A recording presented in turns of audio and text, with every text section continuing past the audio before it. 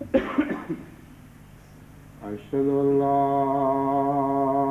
إله إلا الله وحده لا شريك له وأشهد أن محمدا عبده ورسوله أما بعد فأعوذ بالله من الشيطان الرجيم بسم الله الرحمن الرحيم الحمد لله رب العالمين الرحمن الرحيم مالك يوم الدين إياك نعبد وإياك نستعين اهدنا الصراط المستقيم صراط الذين أنعمت عليهم غير المغضوب عليهم ولا الضالين.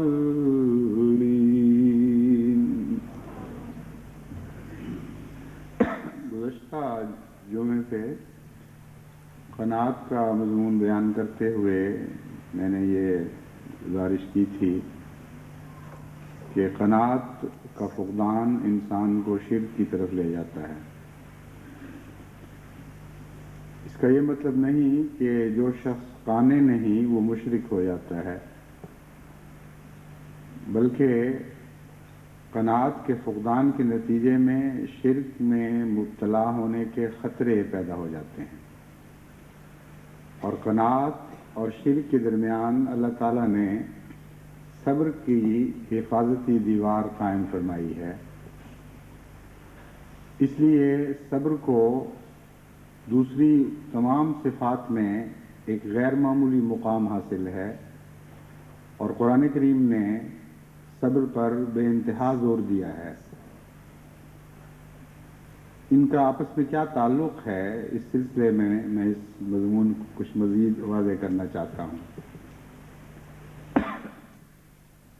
قناعت کی مثال تو اس خیالی جن کی طرح ہے جو حضرت سلیمان کے متعلق کہا جاتا ہے کہ انہوں نے بوتل میں بند کر دیا تھا.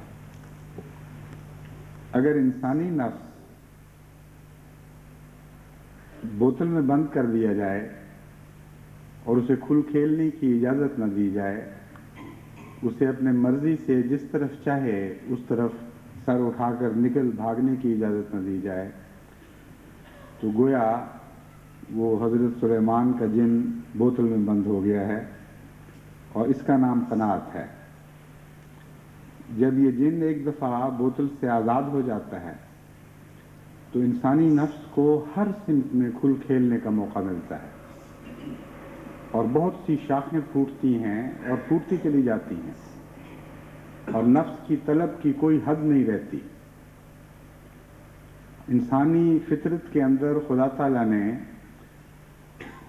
تمناؤں کا ایک لا انتہا سلسلہ پیدا کر دیا ہے، یعنی اس کے بیج رکھ دیے ہیں، اور تمناؤں کی کوئی حد نہیں ہے،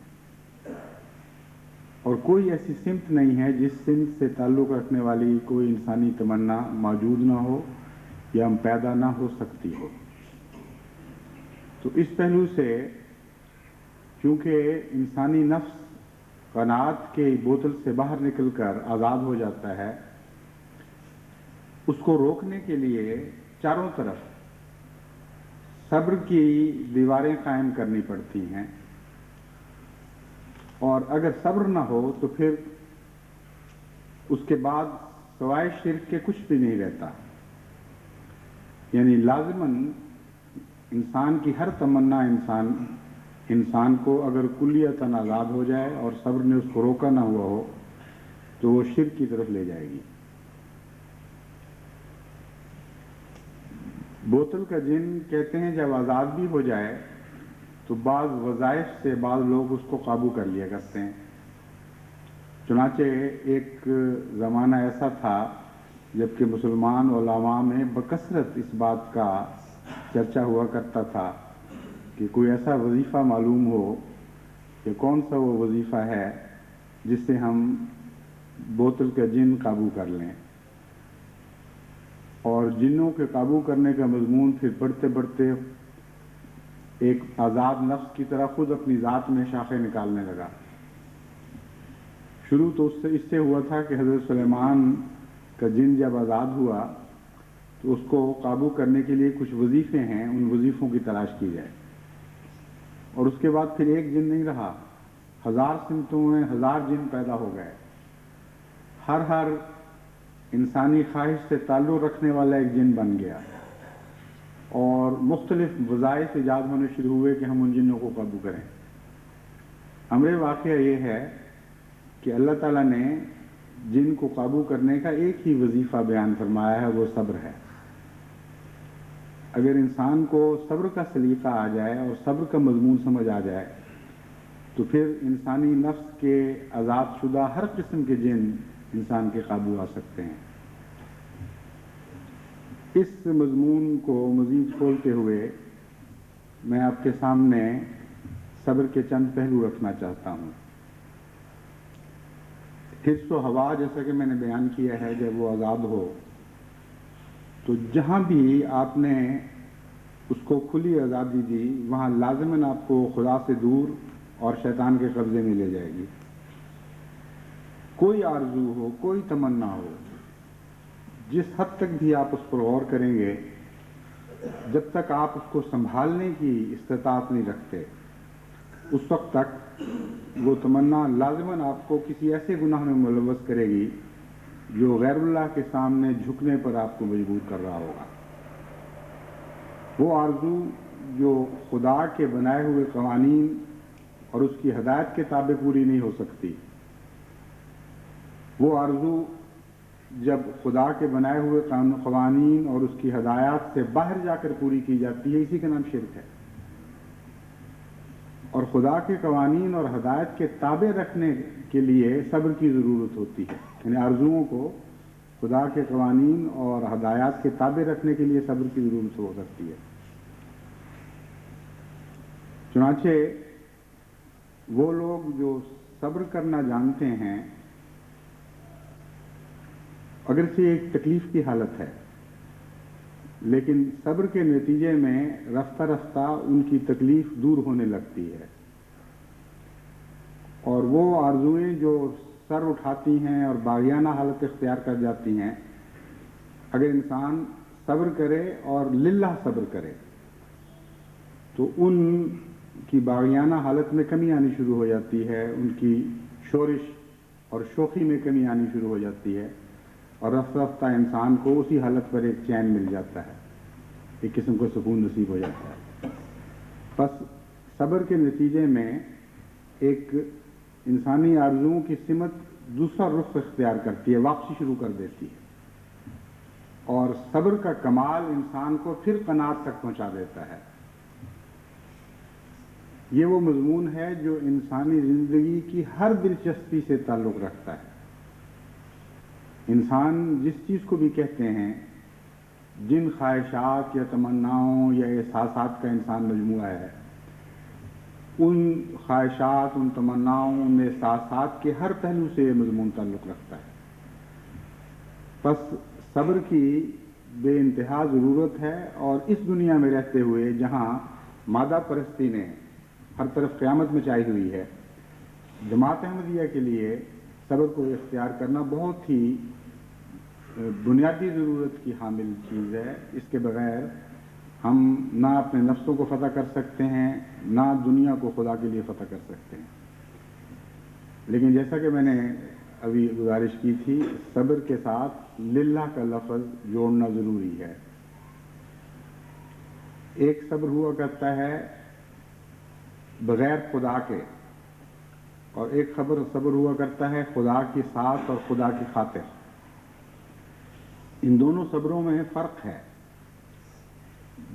بعض جانور بھی صبر کرنا جانتے ہیں، لیکن وہ کوئی روحانی صفت نہیں۔ چنانچہ بعض ایسے جانور ہیں جو ہائبرنیٹ ہو جاتے ہیں، یعنی سردیوں میں جب ان کو کوئی غذا میسر نہیں آتی تو وہ صبر کی اتنی غیر معمولی طاقت رکھتے ہیں کہ اپنے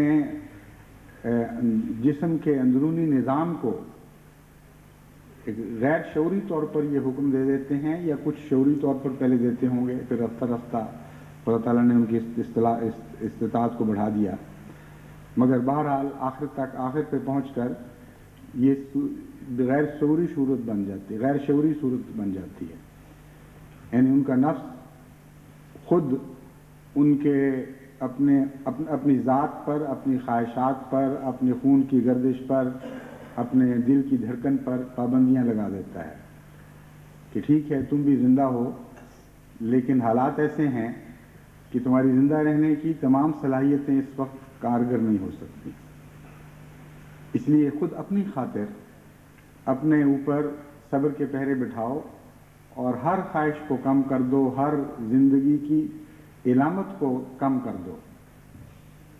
چنانچہ اس کا نام سائنسی اصطلاح میں ہائبرنیشن ہے۔ ریچھ ہائبرنیٹ کرتے ہیں، اور بہت سے جانور ہیں جو ہائبرنیٹ کرتے ہیں، اور شدید سردی کے موسم میں جبکہ -60 تک بعض علاقوں میں درجہ حرارت گر جاتا ہے اور کچھ کھانے کو بھی نہیں مل رہا ہوتا، برفوں کے اندر دبے ہوئے ریچھ اپنے اوپر صبر کے پہرے ڈال دیتے ہیں۔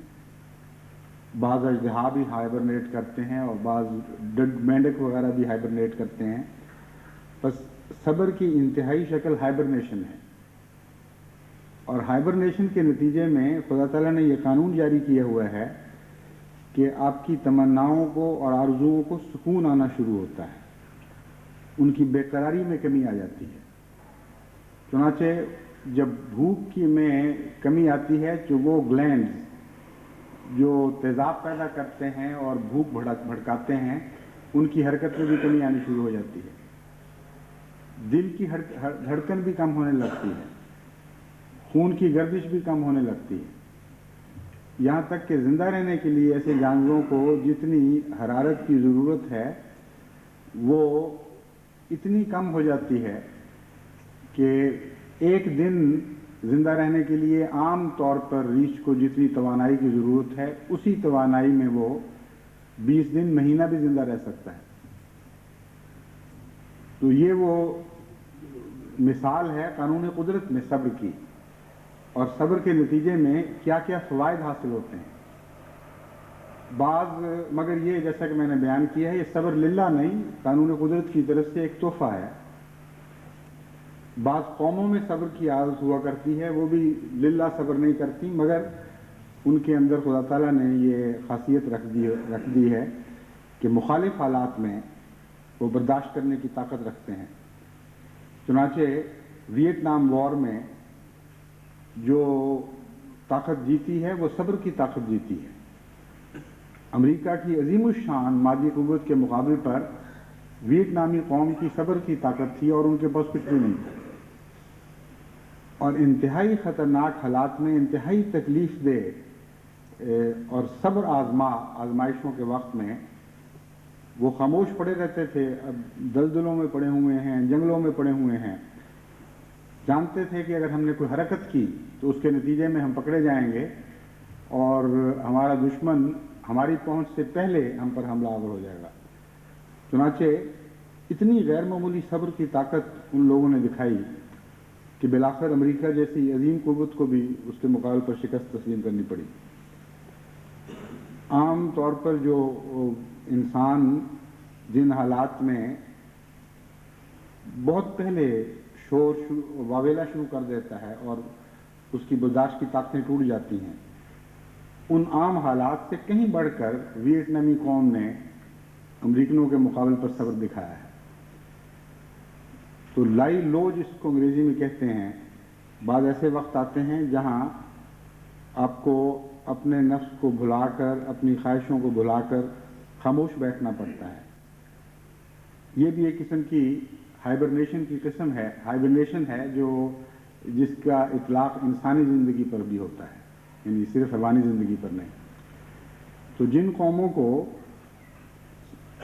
صبر کی یہ طاقت نصیب ہو کہ اگر مخالفانہ حالات ہیں تو کوئی حرج نہیں، وقت بدلے گا، جب تک وقت نہ بدلے جس طرح بھی ہے ہم اس پہ گزارا کریں گے، یہ صرف صبر کی ہے جو زندگی کی حفاظت کیا کرتی ہے۔ لیکن یہ بھی جیسا کہ میں نے بیان کیا دنیا میں للہ نہیں ہوا کرتا، بلکہ اپنے نفس کی خاطر، اپنے قومی تقاضوں کی خاطر انسان اختیار کرتا ہے۔ لیکن قرآن کریم جس صبر کی ہدایت کرتا ہے وہ للہ صبر ہے، اور للہ صبر کے نتیجے میں نہ صرف یہ کہ انسان کی خطرات سے حفاظت ہوتی ہے، بلکہ اس کو اس صبر کا بہترین پھل بھی عطا ہوتا ہے۔ یہ صبر صرف ایک منفی حیثیت نہیں رکھتا بلکہ ایک مثبت حیثیت اختیار کر جاتا ہے۔ چنانچہ قرآن کریم نے اس مضمون کو بیان کرتے ہوئے بارہا فرمایا ہے ان اللہ مع الصابرین، کہ جو لوگ اللہ کی خاطر صبر کیا کرتے ہیں وہ دیکھیں گے کہ اللہ ان کے پاس ہے۔ اور صبر کے متعلق جن لوگوں کو بھی تجربہ ہے، اور ہر انسان کو کچھ نہ کچھ تجربہ ہوتا ہے، یہ بات بڑی اہمیت رکھتی ہے کہ صبر کے وقت کوئی ساتھی ہے یا نہیں ہے۔ اگر صبر کے وقت کوئی ساتھی نہ ہو تو انسانی تکلیف بہت زیادہ بڑھ جاتی ہے اور صبر کی طاقت اسی نسبت سے کم ہو جاتی ہے۔ اکیلا صبر کرنا بہت مشکل کام ہے، کوئی ساتھی ہو تو پھر وہ صبر کے لمحات نسبتاً آسان ہو جایا کرتے ہیں۔ ویتنام وغیرہ میں بھی قوموں نے بحیثیت قوموں کے صبر کیا ہے۔ اکیلے دکیلے اس قسم کے حالات میں صبر ممکن نہیں ہوا کرتا۔ کوئی بیمار ہو، کیسی تکلیف ہو، اگر اس وقت اس کے ساتھ کوئی آدمی آ جائے، اس کی غمخواری شروع کر دے، اس سے باتیں شروع کر دے تو اس کی تکلیف میں بہت کمی آ جایا کرتی ہے، خواہ ظاہری درد میں اور بیماری میں کمی نہ بھی آئے۔ تو صبر کے ساتھ کسی کے ساتھ کا کسی کا ہونا، صبر کے دوران کسی کا ہونا صبر کی طاقت بڑھاتا ہے اور تکلیف میں کمی کرتا ہے۔ تو اللہ تعالیٰ نے مومن سے یہ وعدہ فرمایا ہے کہ اگر تو صبر کرے اور میری خاطر صبر کرے تو میں تجھے یقین دلاتا ہوں کہ صبر کے وقت تو مجھے اپنے ساتھ پائے گا۔ اس کے نتیجے میں ہمیں کچھ بہت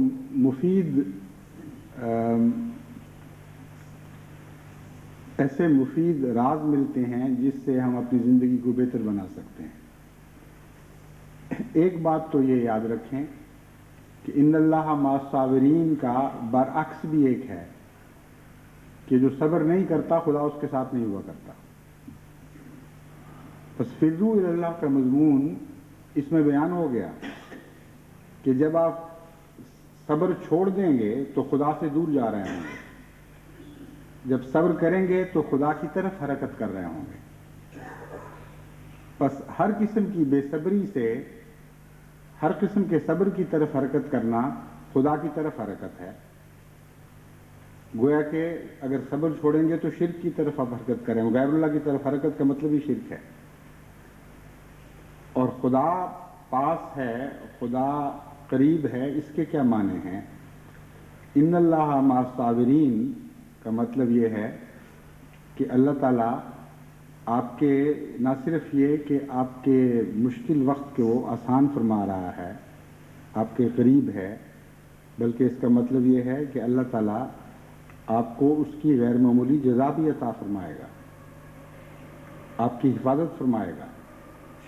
اگر خدا ساتھ ہے تو وہ قوتیں جن کی تکلیف سے آپ صبر کرنے پر مجبور ہوئے ہیں، ان اللہ مع الصابرین میں یہ وعدہ دیا گیا ہے کہ ان قوتوں پر آپ کو غلبہ عطا ہوگا اور آپ کو فتح نصیب ہوگی۔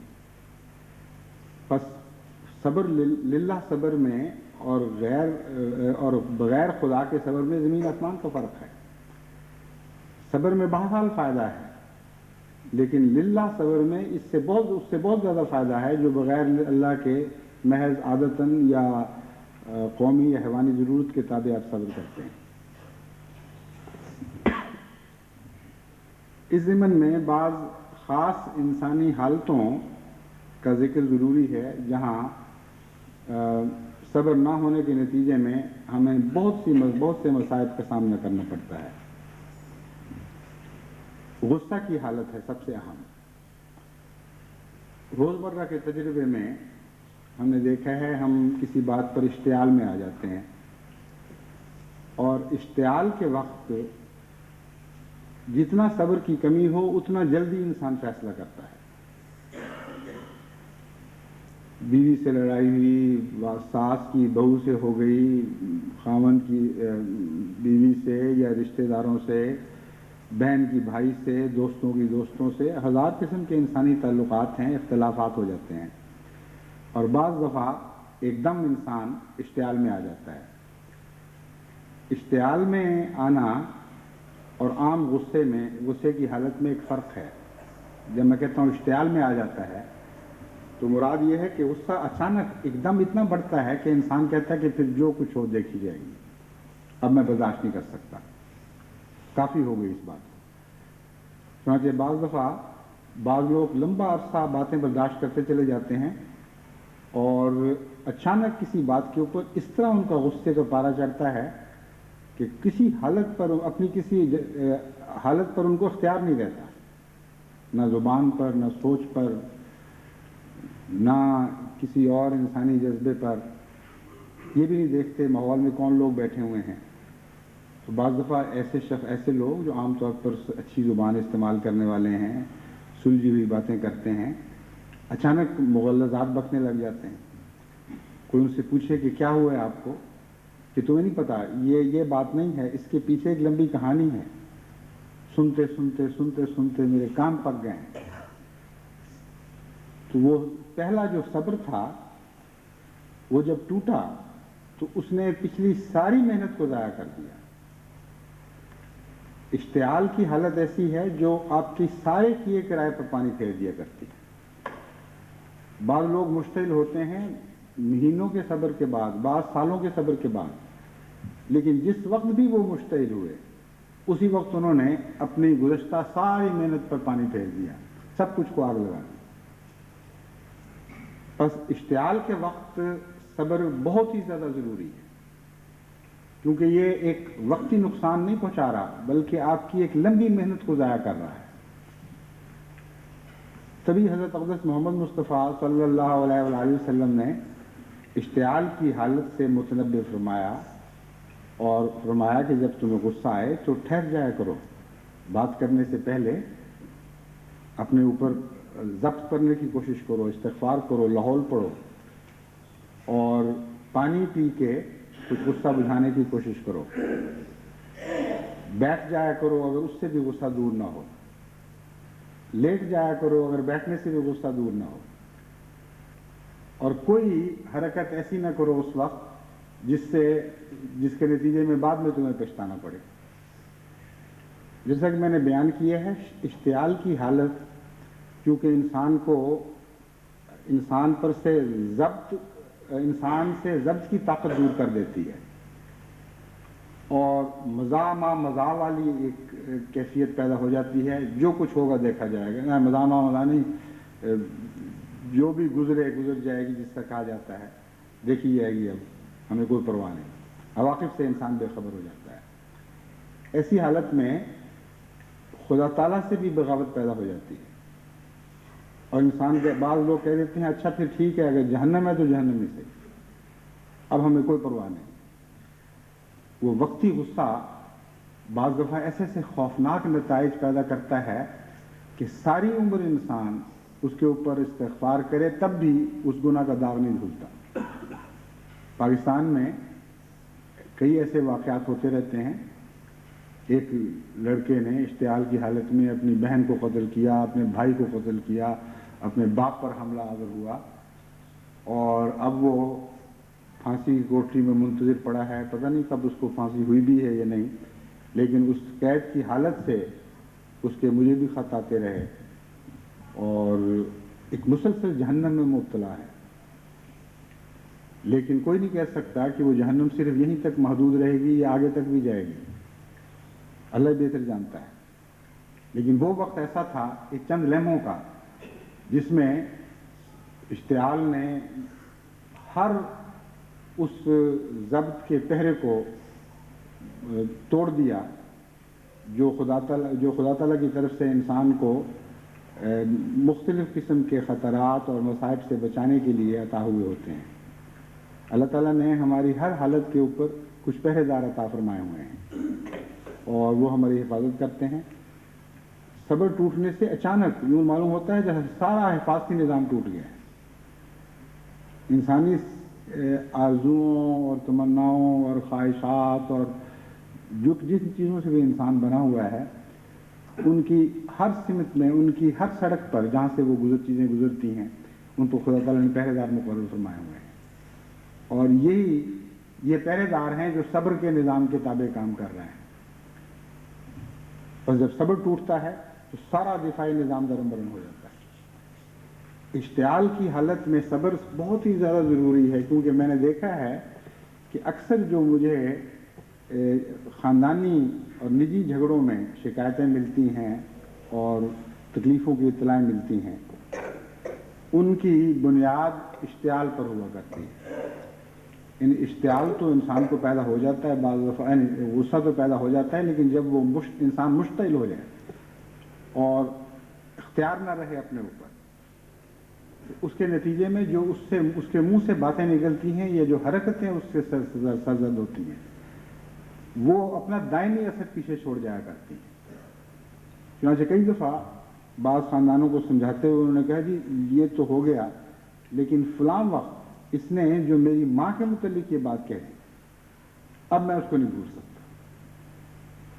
ایسی کڑوی بات ہے کہ میں اس کے ساتھ زندہ نہیں رہ سکتا کہ وہ بات بھی رہے اسی جگہ اور یہ عورت بھی میرے ساتھ رہے اسی طرح، یا یہ خاوند بھی میرے ساتھ رہے اور یہ بات بھی میرے ساتھ رہے۔ وہ بات ایسی تلخ ہے جو ہمیشہ کے لیے اس کے دل میں کس گھولتی رہتی ہے، اور بعض دفعہ ایسی باتیں سامنے آتی ہیں جس کے نتیجے میں انسان سمجھتا ہے کہ کسی حد تک یہ شخص مجبور ہو چکا ہے، اور بات کیا تھی؟ بس ایک اشتعال کی حالت تھی۔ تو صبر کا مضمون بہت ہی وسیع ہے اور انسانی زندگی کے ہر پہلو سے تعلق رکھتا ہے، اور صبر سے باہر پھر شرک ہے، یعنی غیر اللہ کی طرف حرکت کرنا ہے۔ اگر انسان اشتعال پر صبر کر جائے اور حضرت اقدس محمد مصطفیٰ صلی اللہ علیہ وآلہ وسلم کی نصیحت کو سامنے رکھتے ہوئے کچھ دیر گزار لے، تو وہ جو وقت آتا ہے دھماکے کا، وہ یکساں نہیں رہا کرتا۔ کچھ دیر کے بعد اس کو سکون ملنا شروع ہو جاتا ہے۔ جیسا کہ میں نے بیان کیا تھا، صبر رفتہ رفتہ قناعت کی طرف لے کے جاتا ہے، لیکن صبر کے مضمون کا وقت سے تعلق ہے۔ صبر کو وقت چاہیے۔ جب آپ صبر کو وقت نہیں دیں گے تو پھر دھماکہ پیدا ہو جائے گا۔ ہائی بلڈ پریشر ہو، انسان اس کے ساتھ 20 سال تک زندہ رہتا ہے، لیکن جب وہ بلڈ پریشر مشتعل ہو کر انسانی دماغ کی رگ پھاڑ دے، پھر تو اس کے لیے کوئی امید باقی نہیں رہتی، اور اگر رہے گا بھی تو مفلوج کی طرح زندہ رہے گا، کسی بنیادی انسانی طاقت سے محروم ہو کر زندہ رہے گا۔ اس لیے اشتعال ویسی چیز ہے جیسے بلڈ پریشر کا پارا اچانک چڑھے اور انسانی کسی ویل پر یا دماغ کی کسی رگ پر حملہ کرنے پر آمادہ ہو جائے۔ اگر اس وقت آپ اس کو روک لیں تو پھر رفتہ رفتہ وہ کم ہونا شروع ہو جائے گا، اور پھر وہ خطرے کا وقت ٹل جائے گا، اور پھر آپ کی زندگی نارمل طریقے پر بسر ہو سکتی ہے۔ اس لیے جماعت احمدیہ کو اشتعال پر قابو کرنے کی بہت زیادہ ضرورت ہے، خصوصاً اس لیے کہ جن اشتعالات کا ہمیں سامنا کرنا پڑتا ہے، ان اشتعالات میں بعض ایسے بھی ہیں جو عام دنیاوی تجربے سے بڑھ کر ہیں۔ مثلاً ماں باپ سے انسان کو محبت ہوتی ہے، اور اتنی محبت ہوتی ہے کہ بعض دفعہ اپنی ذات کے خلاف انسان باتیں برداشت کر لیتا ہے، ماں باپ کے خلاف نہیں کر سکتا۔ بعض ماؤں کو بچوں سے ایسا پیار ہوتا ہے کہ دوسروں کے اوپر بات برداشت کر لیں گی، خاوند پر کر لیں گی، اپنے اوپر کر لیں گی، مگر بچوں پر کہیں بھی بات برداشت نہیں کر سکتے۔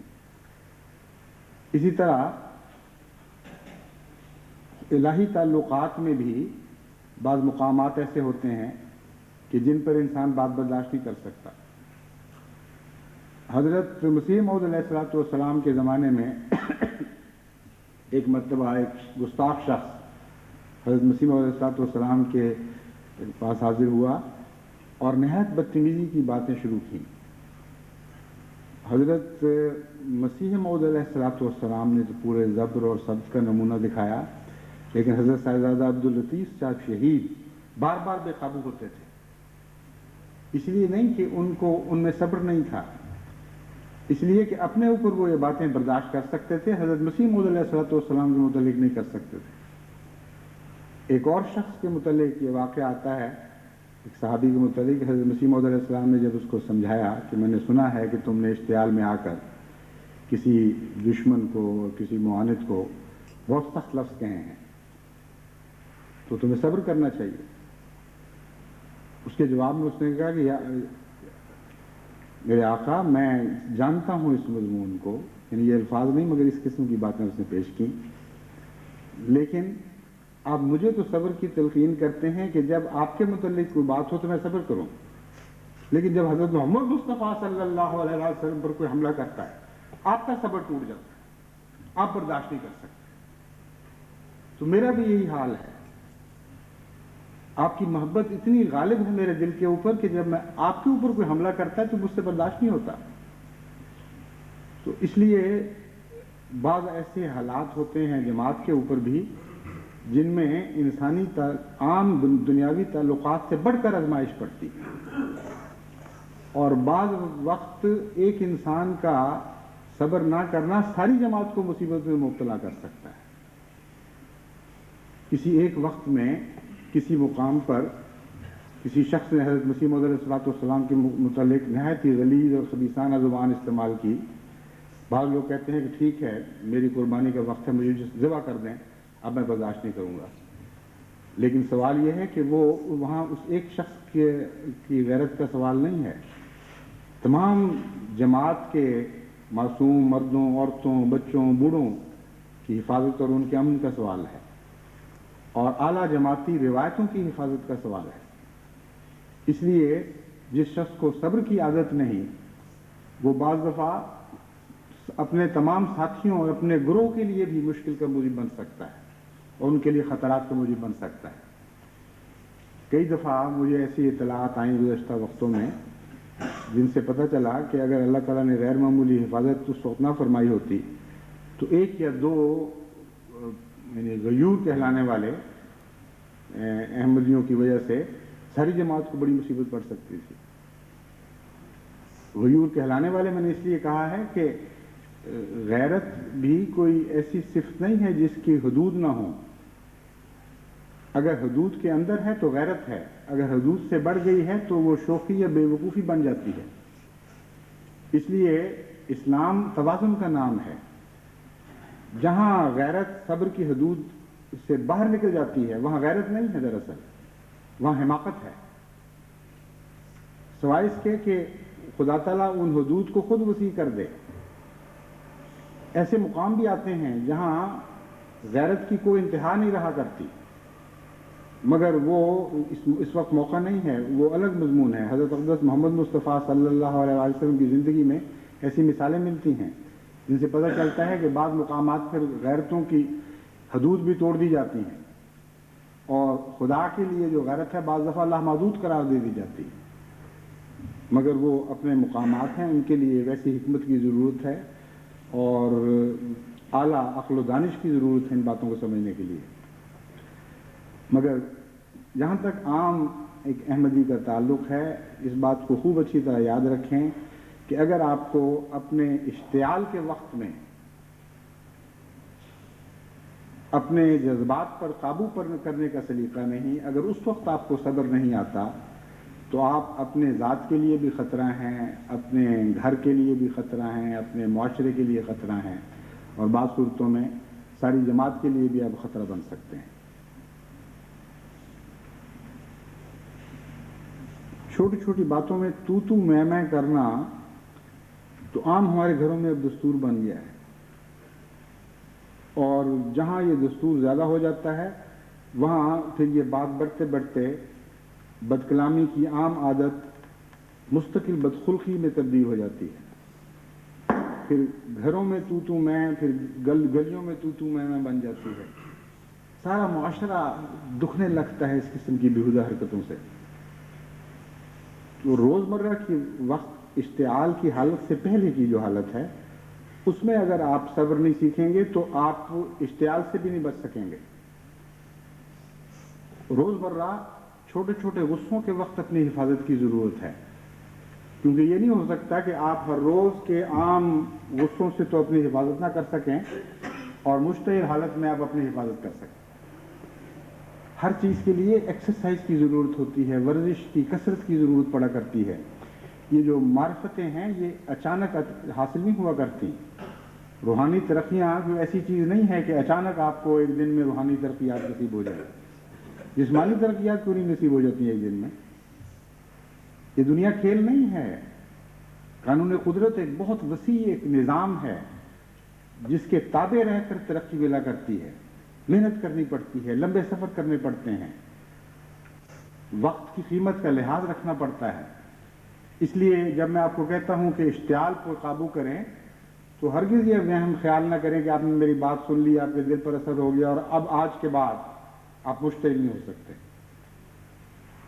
اگر اب اپنے گھروں میں جا کر آپ مشتعل ہو جاتے ہیں، اگر اپنی دوستوں کی مجلس میں آپ مشتعل نہ صحیح یعنی عام غصے کے آثار ظاہر کرتے ہیں اور غصے کے وقت فوری بدلہ لینے کی کوشش کرتے ہیں، زبان کے چرکے لگا کر یا دل میں کینہ رکھ کر یہ فیصلہ کر کے کہ میں اس شخص کو بعد میں کوئی سبق سکھاؤں گا، تو اس کا مطلب یہ ہے کہ آپ کبھی بھی کسی حالت میں بھی اشتعال کے خطروں سے بچ نہیں سکیں گے۔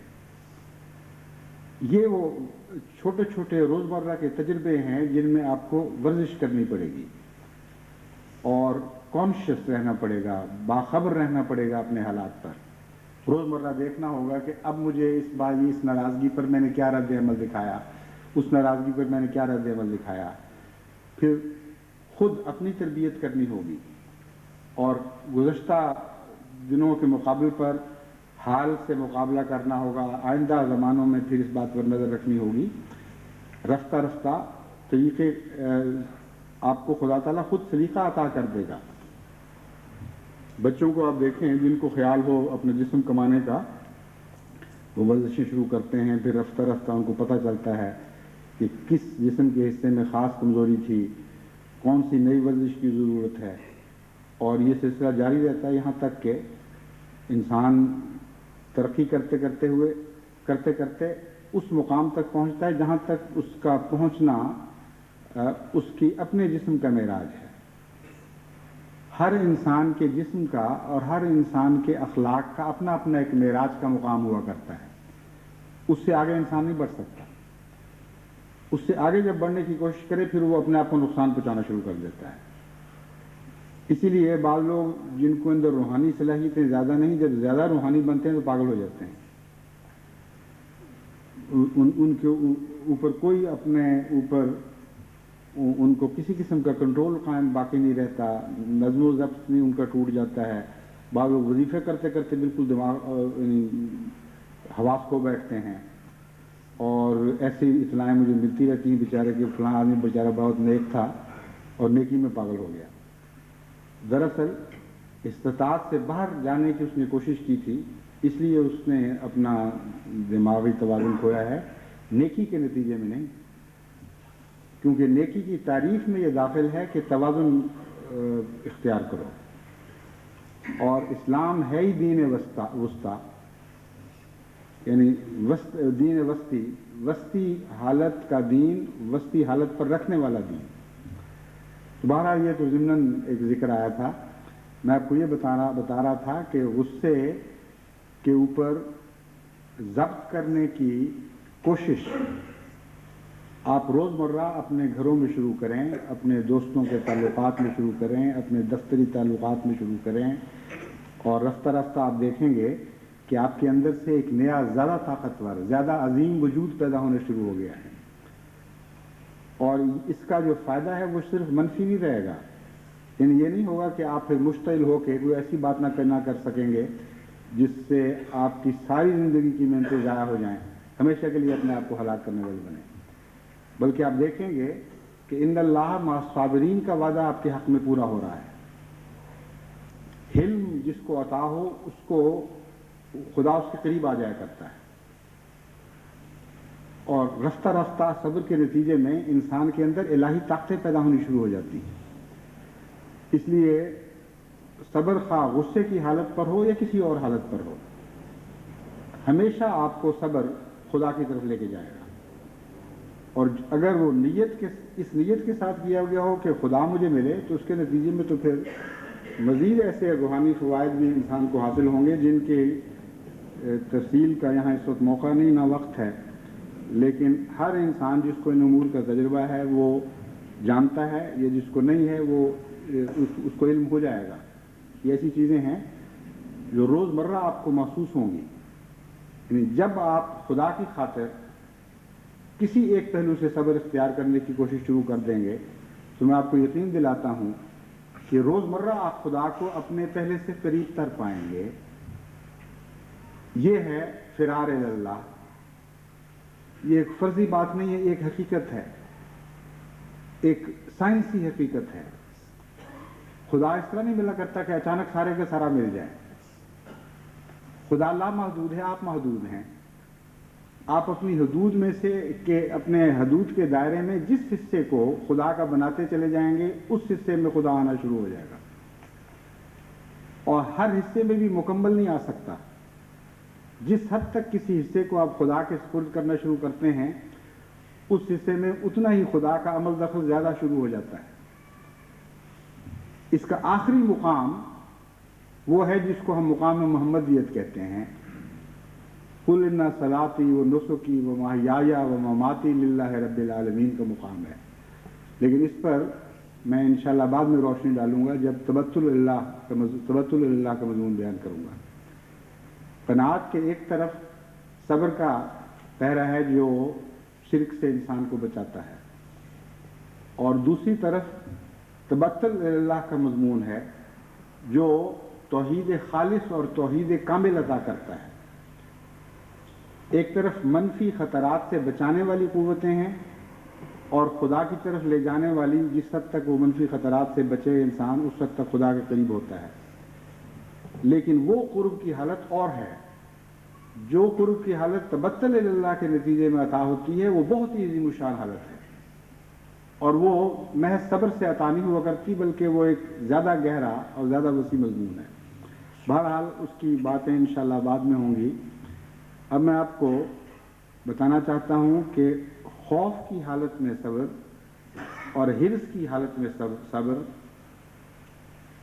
یہ نقص اموال کی حالت میں صبر، نقص جان کی حالت میں صبر، آرزوؤں کے مقابل پر صبر کی مزاحمت، نتائج کے انتظار میں صبر، یہ چند امور ہیں جو میں جماعت کے سامنے خاص طور پر رکھنا چاہتا ہوں۔ خوف کے وقت بھی انسان صبر کا دامن چھوڑ دیتا ہے،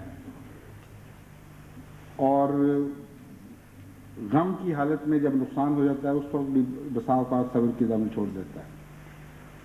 اگر خوف کے وقت للہ صبر کیا جائے تو اس کا کیا نتیجہ نکلے گا؟ سوال یہ ہے کہ ایک انسان گھیرے میں آ گیا ہے، کوئی بچنے کی صورت نہیں ہے۔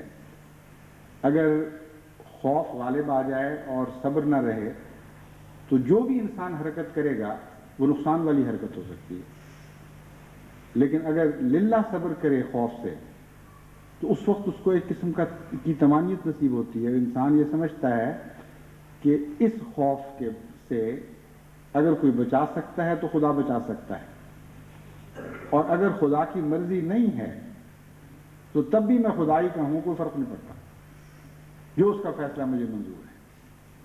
تو وہ خوف غیر اللہ کا نہیں رہتا بلکہ خدا کا خوف بن جاتا ہے۔ شرک کا مضمون توحید میں تبدیل ہو جاتا ہے۔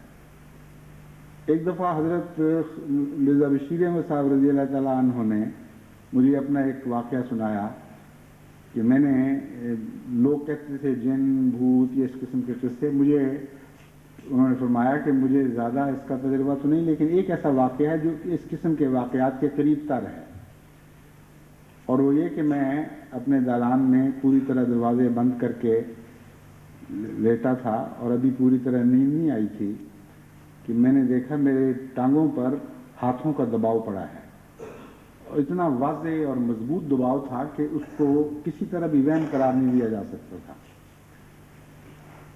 اور چونکہ بجلی بجھا چکا تھا مجھے نظر نہیں آ سکتا تھا کہ کون ہے۔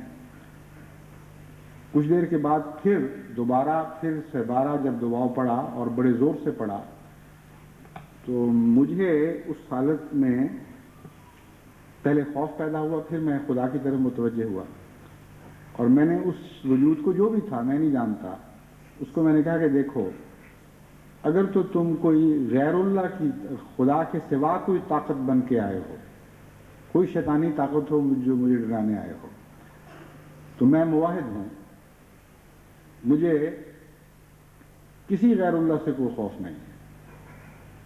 اگر خدا نے مجھے تم سے بچانا ہے تو بچائے گا، نہیں بچائے گا تب بھی میں اس کی رضا پہ راضی ہوں، مجھے تمہاری کوئی پرواہ نہیں، اور اگر تم خدا کی طرف سے آئے ہو تو پھر کرو جو کرنا ہے، میں کون ہوتا ہوں روک ڈالنے والا۔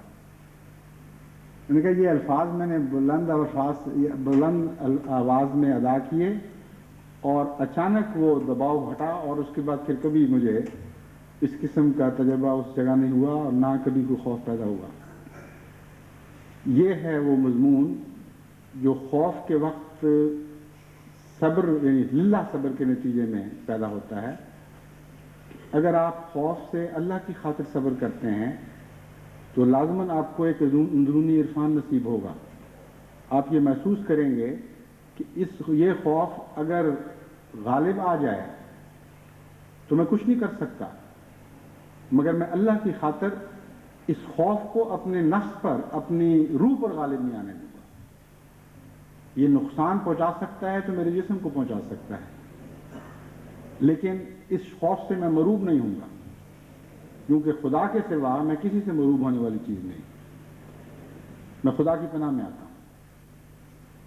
اس حالت سے خوف آپ پر جب غلبہ نہیں کر سکتا تو آپ کے اندر سے ایک نئی عظمت پیدا ہوتی ہے، الہی صفات آپ کے اندر جلوہ گر ہوتی ہیں، آپ خدا کو اپنے قریب محسوس کرتے ہیں، آپ جانتے ہیں کہ دنیا کی کوئی طاقت آپ کا بگاڑ نہیں سکتی۔ لا حول ولا قوت کا مضمون آپ کے ضمیر کے اندر روشنی بن کے ابھرتا ہے، یعنی صرف ایک ورد نہیں ہے جو زبان پر جاری ہو، اس کی روشنی آپ اپنے ضمیر کے اندر محسوس کرتے ہیں کہ کوئی خوف خدا کے سوا ہے ہی نہیں، اور اگر کوئی قوت ہے تو صرف خدا کی قوت ہے۔ اس کے نتیجے میں آپ پھر ان اللہ مع صابرین کا وعدہ پورا ہوتے ہوئے دیکھیں گے۔ پھر نقصان کے وقت کا خوف ہے، جان کا نقصان ہو یا مال کا نقصان ہو، بعض لوگ واویلا شروع کر دیتے ہیں، بعض عورتیں ہیں روتی ہیں پیٹتی ہیں، کہتے ہیں ہمیں صبر نہیں آ سکتا۔ بعضوں کی بچیوں کی مائیں چلی جاتی ہیں ایسی حالت میں، ایسی نازک عمر میں، جبکہ ان کو بڑا گہرا نفسیاتی نقصان پہنچ جاتا ہے، وہ لکھتی رہتی ہیں کہ ہم اس صدمے کو بھول ہی نہیں سکتے۔ لیکن واقعہ یہ ہے کہ یہ بات بتاتی ہے کہ انہوں نے للہ صبر کی کوشش ہی نہیں کی۔ اگر ایک انسان کے ہاتھ سے کوئی چیز جاتی رہی ہے تو اس میں اس وقت انسان کو اپنی بے بذاتی اور بے حیثیتی کا علم پہلے ہونا چاہیے۔ ہر نقصان انسان کو یا انکسار سکھا سکتا ہے یا اس کے اندر نظم و ضبط کی جتنی طاقتیں ہیں ان کو توڑ کر فنا کر سکتا ہے۔ اگر نقصان انسان کو انکسار سکھاتا ہے تو یہ انکسار انسان کو خدا کی طرف لے جاتا ہے۔ اگر اس کے ضبط و تحمل کی طاقتوں کو توڑ کر پارا پارا کر دیتا ہے تو سوائے بربادی کے کچھ بھی پیچھے نہیں چھوڑتا۔ ہر ظاہری نقصان کے ساتھ ایک اندرونی نقصان کا عکس پیدا ہوا کرتا ہے۔ قرآن کریم ہمیں یہ سکھاتا ہے کہ اپنے ظاہری نقصان کو اپنے اندرونی نقصان میں تبدیل نہ ہونے دیں. اور یہی صبر للہ کا مطلب ہے. اگر ایک انسان کا بچہ ضائع ہو گیا، اس کا کوئی محبوب ہاتھ سے جاتا رہا، اس کے مکان کو آگ لگ گئی، اس کی بزنس ضائع ہو گئی، جو کچھ بھی ہوا ہے، جس حالت میں بھی وہ پہنچا ہے، اگر للہ صبر کرتا ہے تو اس کا مطلب یہ ہے کہ وہ یہ سوچے گا کہ جو کچھ بھی یہ تھا یہ خدا کی طرف سے تھا، اور میں اتنا بے اختیار اور بے بس انسان ہوں کہ اب مجھے پتہ چلا ہے کہ میں کچھ بھی نہیں کر سکتا تھا. جب تک یہ چیزیں میرے پاس رہیں، جب چلی گئیں تو میں ان کو روک نہیں سکا. انسان کی کیا حیثیت ہے؟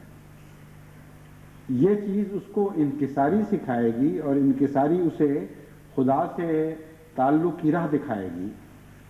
کیونکہ انکساری کا مطلب یہ ہے کہ انسان محسوس کرے کہ میں کمزور ہوں، اور کمزوری ہمیشہ طاقتور سے تعلق قائم کرنے کا جذبہ بیدار کیا کرتی ہے.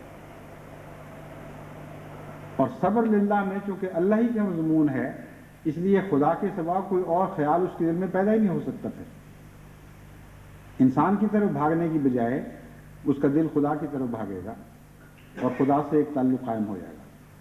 اگر یہ نہ ہو تو پھر پیٹتا رہے، جو مرضی کرتا رہے، ساری زندگی اس کی عذاب میں گزرے گی.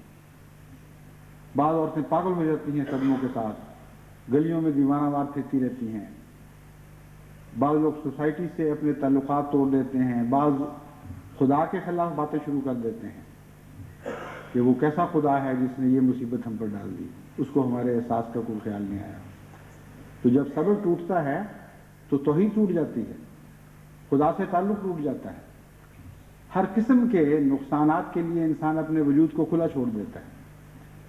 اس لیے فروا الی اللہ کا مطلب یہ ہے ہر وقت، ہر نقصان کے وقت، ہر خطرے کے وقت خدا کی طرف دوڑنے کی عادت ڈالو. اگر تم خدا کی طرف دوڑنے کی عادت ڈالو گے تو تمہیں اس کے نتیجے میں جو صبر نصیب ہوگا وہی ہے جو تمہاری حفاظت کرے گا. اور اگر نہیں کرو گے تو کوئی بھی پاک تبدیلی تم پیدا نہیں کر سکتے، اپنے حالات کو بہتر نہیں بنا سکتے. لیکن نقصان صرف تمہارا بیرونی نہیں رہے گا، تمہاری اندرونی دنیا بھی اجڑ جائے گی. جو کچھ تمہارے پاس ہے وہ بھی ہاتھ سے جاتا رہے گا.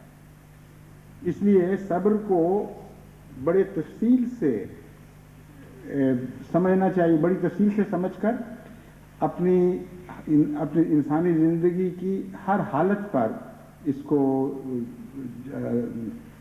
صادق کرنا چاہیے، اس کا اطلاق کرنا چاہیے. اور اب اس کے بعد اب آپ دیکھیں گے، یعنی جب بھی آپ کے اوپر کوئی نہ کوئی حالت طاری ہوگی، اور روزانہ ہوتی رہتی ہے انسان پر. بعض خطرے تھوڑے ہوتے ہیں، بعض بڑے ہوتے ہیں. انسان جب صبح کے وقت آنکھ کھولتا ہے تو جب تک شام کو تھک کر اس کو نیند مافیہ دنیا و مافیہ سے غافل نہیں کر دیتی، بے شمار تجارب سے انسان گزرتا ہے. ضروری تو نہیں کہ کوئی بہت بڑا طوفان ہی آ جائے تو تب انسان کو پتہ چلتا ہے کہ میں خطروں میں گرا ہوا ہوں.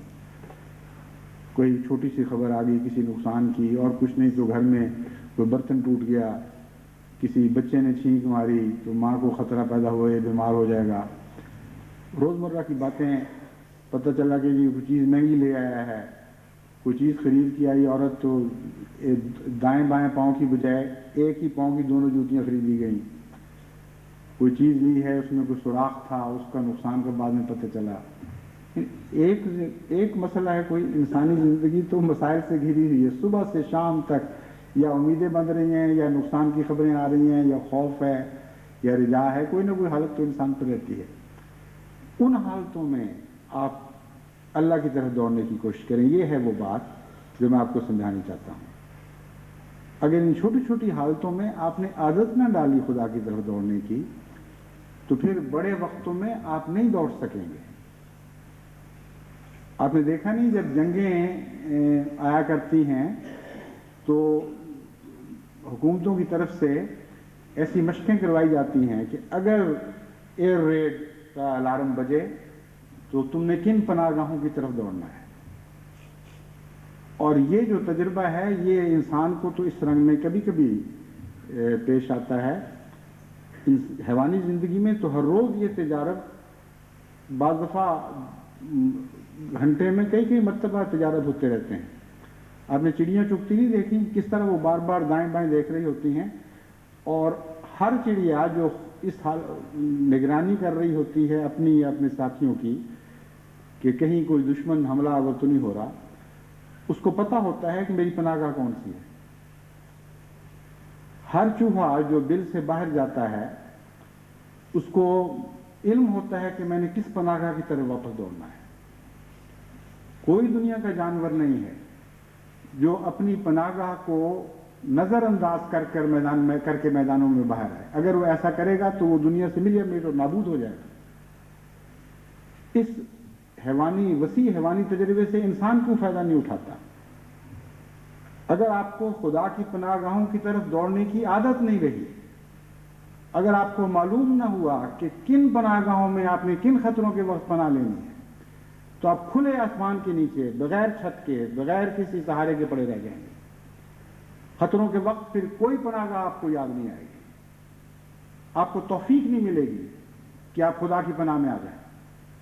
خدا کی پناہ میں آنا ہے تو روزانہ کی زندگی میں ہر روز یہ مشق کریں. انسانی حالات میں تو یہ جنگوں کے زمانے کبھی کبھی آیا کرتے ہیں, لیکن خدا تعالیٰ نے جس جہاد کی طرف مومن کو متوجہ کیا ہے, نفس کا جہاد, اس کی جنگ ہر روز ہر لمحہ جاری ہے. ہر لمحہ ایسے خطرات درپیش ہوتے ہیں کہ جب آپ خدا کی کسی صفت کی پناہ گاہ کی طرف دوڑتے ہیں, اگر نہیں دوڑتے تو پھر آپ غافل ہیں, اور غافل کو ہمیشہ خطرات ایسے وقت میں آ لیتے ہیں کہ کوئی چیز اس کی حفاظت نہیں کر سکتی. بس غفلت سے ایک ہوش کی حالت کی طرف منتقل ہوں. خدا تعالیٰ کی پناہ گاہیں لا منتہا ہیں. آپ کے خوف جتنے بھی ہو سکتے ہیں, ہر خوف سے بڑھ کر اس کے مقابل پر خدا تعالیٰ نے آپ کے لیے ایک پناہ گاہ رکھی ہوئی ہے. لیکن روزمرہ اس کی مشق کریں, پہچانیں کہ وہ کون سی پناہ گاہ ہے, کس طرح آپ نے خدا کی پناہ میں آنا ہے, کس طرح اس کی حفاظت میں جانا ہے. پھر آپ کو اللہ تعالیٰ کے فضل کے ساتھ بڑے بڑے خطرات سے پناہیں ملیں گی. کوئی دنیا کی طاقت, کوئی دنیا کا خوف ایسا نہیں ہے جو آپ کے اوپر غالب آ سکے. حضرت مسیح موعود علیہ السلام کو جب اللہ تعالیٰ نے عالمی خطرات کی خبریں دیں اور زلازل کی خبریں دیں اور بتایا کہ بہت ہی خوفناک آگے ہیں جو تمام جہان کو اپنی لپیٹ میں لے لیں, تو ایسے بندوں کے متعلق بھی آپ کو خبر دی گئی جو خطرات کے وقت خدا کی پناہ میں آنے کے عادی ہو جایا کرتے ہیں, جن کے دل میں خدا کا پیار ہوتا ہے. تو آپ نے فرمایا آگ ہے اور آگ سے وہ سب بچائے جائیں گے جو کہ رکھتے ہیں خدائے ذوالعجائب سے پیار. بس جیسا کہ میں نے پہلے خطبے میں بھی کہا تھا, خدا سے پیار کے نتیجے میں خدا کی طرف دوڑنے کی عادت ڈالیں, یہی آپ کی پناہ گاہیں ہیں. ہر مشکل, ہر خطرے کے وقت, ہر امید کے وقت, ہر آرزو کے وقت, ہر نقصان کے وقت, ہر حرص کے وقت یہ سوچیں کہ میں اس حالت میں اپنے خدا کو کیسے پا سکتا ہوں. یہ ہے وہ شعوری طور پر پناہ گاہ ڈھونڈنا. اور آپ حیران ہوں گے کہ کوئی انسانی حالت ایسی نہیں ہے جو انسان کو خدا کی طرف نہ لے جائے, یعنی لے جانے کی صلاحیت نہ رکھتی.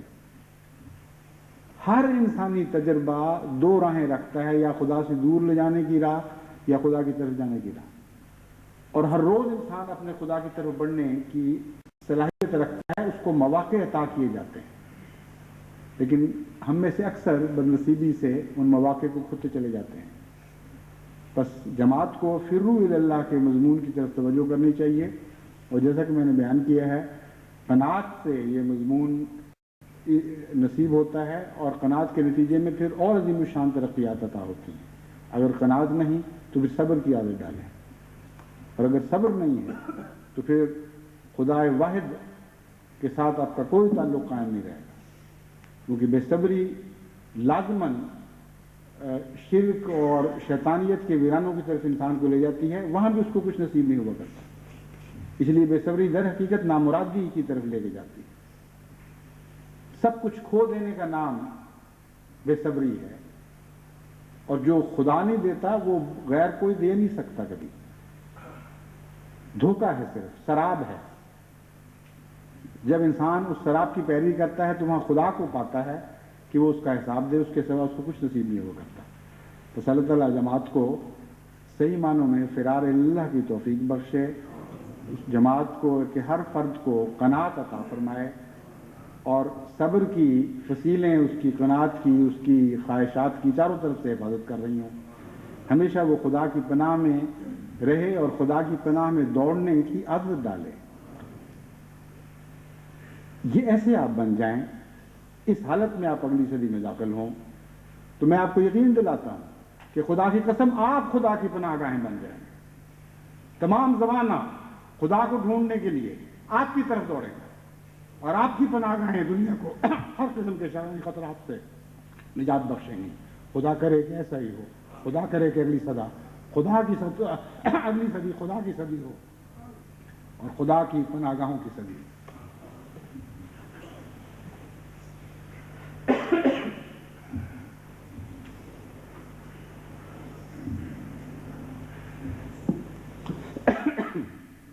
الحمدللہ نحمده ونستعینه ونستغفره ونؤمن به ونتوکل علیہ ونعوذ باللہ من شرور انفسنا ومن سیئات اعمالنا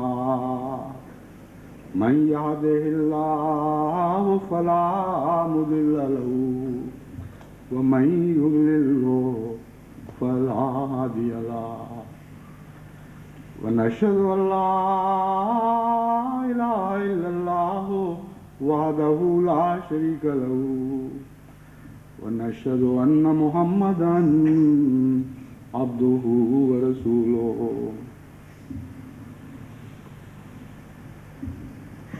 عباد الله رحمكم الله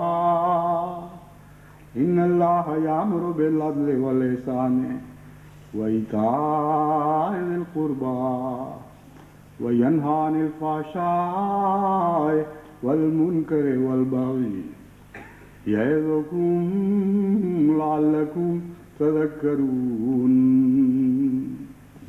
اذكروا الله يذكركم وادعوه يستجب لكم ولذكر الله أكبر.